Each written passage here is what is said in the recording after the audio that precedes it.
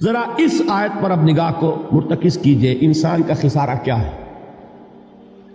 دیکھیے، سب سے پہلے میں آپ کی توجہ دلاؤں گا، ذرا آنکھیں کھول کر قلب حساس کے ساتھ نوع انسانی کا مشاہدہ کیجئے، کیسے کیسے دکھ، کتنی تکلیفیں، کتنی محنت، کتنی مشقت ہے جو ہر انسان کا مقدر۔ قرآن مجید میں ایک مکمل سورت ہے، سورت البلد، اس میں اللہ تعالیٰ نے متعدد قسمیں کھا کر ایک بات کہی، لا اقسم بہذا البلد وانت حل بہذا البلد ووالد وما ولد لقد خلقنا الانسان فی کبد۔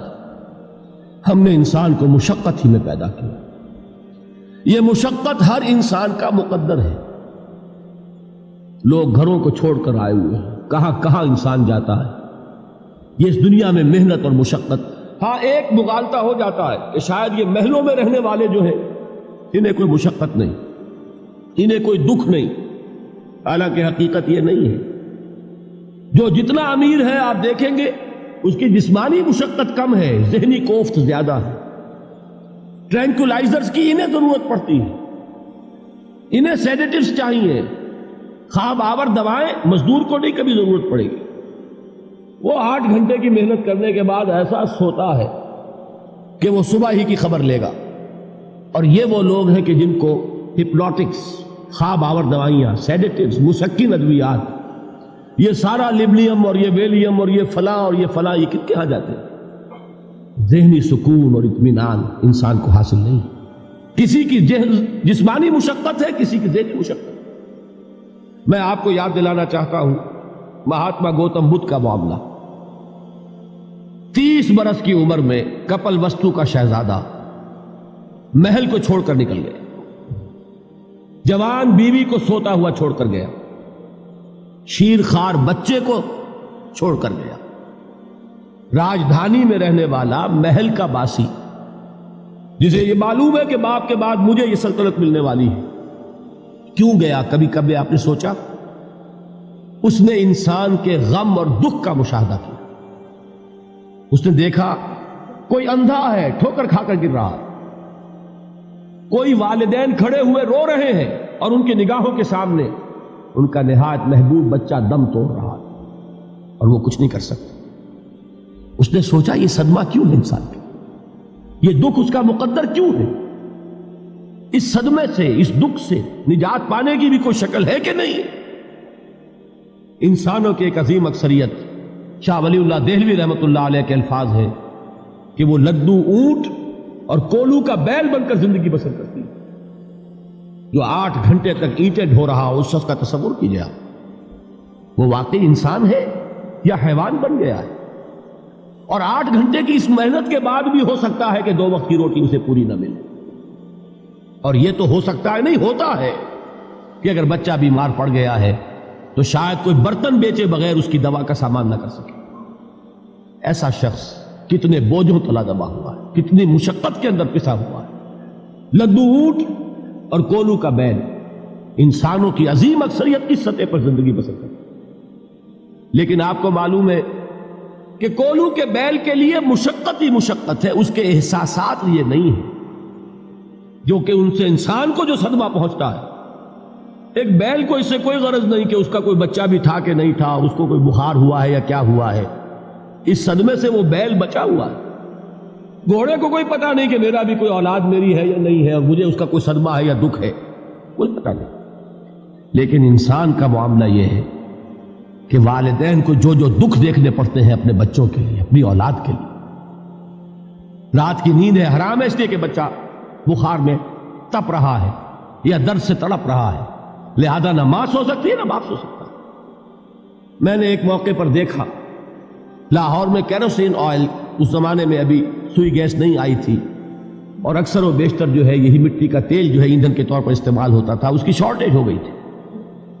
تو کئی فرلانگ لمبی قطاریں لگتی تھی ان دکانوں کے باہر، ڈپوں کے باہر، اور ایسے منظر بھی کہ ایک خاتون برقع پوش، ایک گود میں بچے کو لیے ہوئے، ایک کی انگلی پکڑے ہوئے، بوتل ہاتھ میں لیے ہوئے تیل کے لیے، اور کئی گھنٹے کھڑی ہے دکان۔ یہ مشقت انسان جھیلتا ہے کہ نہیں؟ غالب نے اس کا نقشہ کھینچا ہے کہ رنج سے خوگر ہوا انسان تو مٹ جاتا ہے رنج.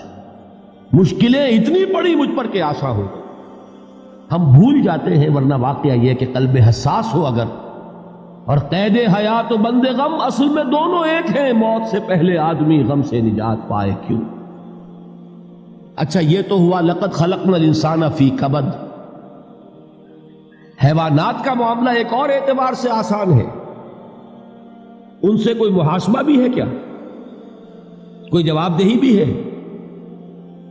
کوئی ان کو اللہ کے حضور میں کھڑے ہو کر اپنے اعمال کا حساب بھی دینا؟ نہیں. انسان کی یہ ٹریجڈی ہے، یہ المیہ ہے انسان. اس کو بھی قرآن مجید کی ایک سورت میں قسمیں کھا کر اذا السماء انشقت، اس کے بعد کیا فرمایا؟ یا ایھا الانسان انک کادح الی ربک کدحا فملاقیہ. اے انسان، تیرا المیہ، تیری ٹریجڈی اس سے کہیں بڑھ کر ہے. تجھے صدمے پر صدمے جھیلتے ہوئے، مشقت پر مشقت برداشت کرتے ہوئے ایک روز اپنے رب کے حضور میں بھی کھڑا ہوگا، جواب دہی بھی کرنی. اس دن کے حساب سے، اس دن کے احساس سے جو بڑے بڑے ہماری امت کے عظیم جو گلے سرسبد ہیں، ان کا یہ حال آپ نے پڑھا ہوگا. حضرت ابوبکر صدیق رضی اللہ تعالی عنہ وہ ایک عجیب کیف کے عالم میں فرمایا کرتے تھے، کاش میں درختوں پر چہچہاتی ہوئی چڑیا ہوتا جس سے حساب کتاب نہیں ہوگا. کاش کہ میں گھاس کا تنکا ہوتا جو آج ہے اور کل آگ میں جلا دیا جاتا، ختم ہو جاتا، اس سے محاسبہ کوئی نہیں. وہ جس کے احساس سے کہ حضرت عمر جو ہے اپنے انتقال کے وقت سخت بے چین تھے. ان کے بیٹے حضرت عبداللہ ابن عمر رضی اللہ تعالیٰ عنہما نے ان کا سر جو ہے وہ اپنے زانوں پر رکھ لیا تو کہا نیچے ڈال دو. ایک عجیب بے کلی اور بے چینی. انہوں نے کہا ابا جان آپ کیوں پریشان ہیں؟ آپ تو عشرہ مبشرہ میں سے، آپ کو تو اللہ تعالیٰ نے جنت کی بشارت حضور کے ذریعے سے اس دنیا میں دی.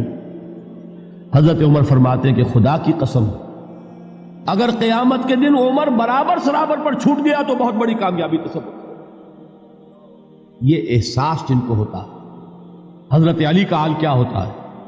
ابھی جو آپ نے حافظ صاحب سے سنا، یہ حضرت علی کا معاملہ ہے کہ ایک تیر پیوست ہو گیا تھا، کسی طرح نکل نہیں رہا تھا. حضرت علی نے فرمایا کہ اچھا چھوڑو مجھے، میں نماز کی نیت باندھتا ہوں. نماز کی نیت پڑھتے تھے تو لرزتے تھے، کانپتے تھے. کس کے سامنے کھڑا ہوں اور کس کے سامنے مجھے ایک دن جواب دہی کے لیے کھڑا ہونا ہوگا. لن تزولا قدم ابن آدم، حضور نے خبر دی ہے ابن آدم کے قدم ہل نہیں سکیں گے.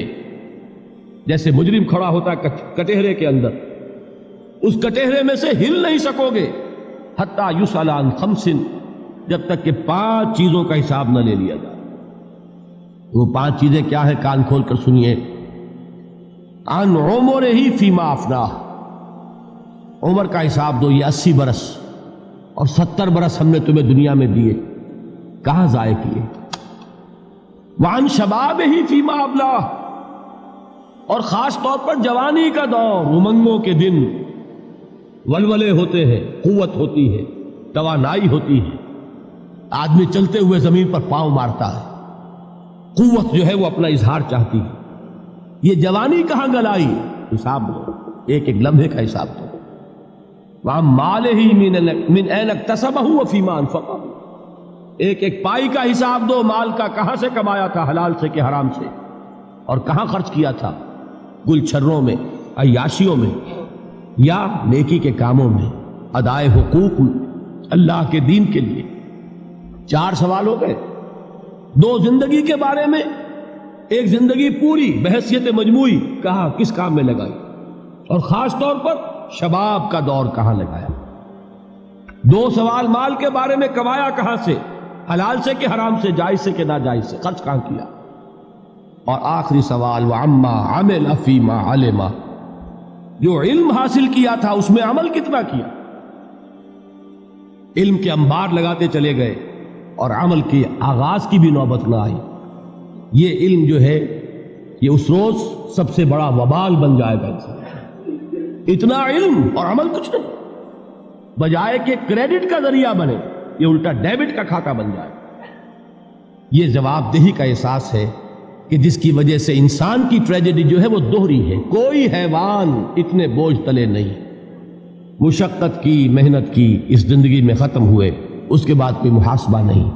اس کو بھی غالب نے خوب کہا ہے کہ اب تو گھبرا کے یہ کہتے ہیں کہ مر جائیں گے، اور مر کے بھی چین نہ پایا تو کدھر جائے. یہ ہے وہ ہیومن ٹریجڈی